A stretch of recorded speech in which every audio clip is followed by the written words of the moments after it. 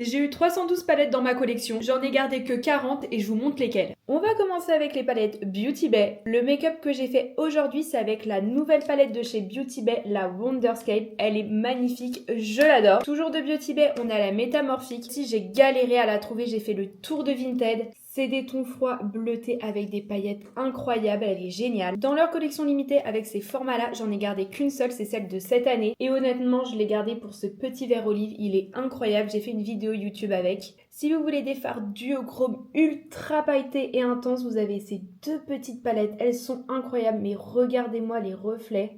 Oh, franchement, comment c'est duochrome, c'est magnifique. Franchement, des fards de cette qualité avec ce genre de reflet, on en a très peu sur le marché, donc foncez sur Vinted, il y en a encore tellement. Bien évidemment, qui dit Beauty Bay dit grande palette. J'en ai gardé 5, c'est mes préférés. Forcément, ma couleur préférée comme make-up des yeux, c'est le vert, donc j'ai gardé la Botanical. Je suis absolument fan de teintes burgundy, bordeaux de partout. Il me fallait forcément une palette avec ces tonalités, donc j'ai gardé la Rich. Une palette de ton froid pour tous les jours, c'est mes teintes préférées. C'est la Neutral de chez Beauty Bay, regardez comme elle est super jolie. Ma palette préférée de la marque, franchement, mais regardez-moi ça, c'est la Smoky. Je sais pas si on va voir les reflets des lumineux, mais incroyable. Franchement, je l'adore, j'adore me faire des looks avec. Enfin, ma palette de chez Beauty Bay, la plus utilisée parce qu'elle date, c'est bien évidemment la Bright Matte. C'est une palette arc-en-ciel avec littéralement toutes les couleurs dont vous avez besoin, avec différentes tonalités. Je l'adore, je m'en sers tout le temps, c'est ma palette de multicolore. J'ai aussi gardé une autre palette multicolore, mais pour une très bonne raison, parce que dans celle-ci, il y a beaucoup plus de lumineux. Et je me retrouve à énormément piocher dedans quand je cherche un coloré lumineux, donc je me suis dit que j'allais la garder. Et puis pour ce vert, franchement, elle vaut tout l'or du monde. J'ai 3 petites palettes de chez Fabian Cosmetics, d'ailleurs foncez parce qu'elles vont bientôt être discontinuées. Pour commencer, on a la marron avec un fard central hyper duochrome magnifique et super pigmenté. On a la palette colorée qui est la Prisme.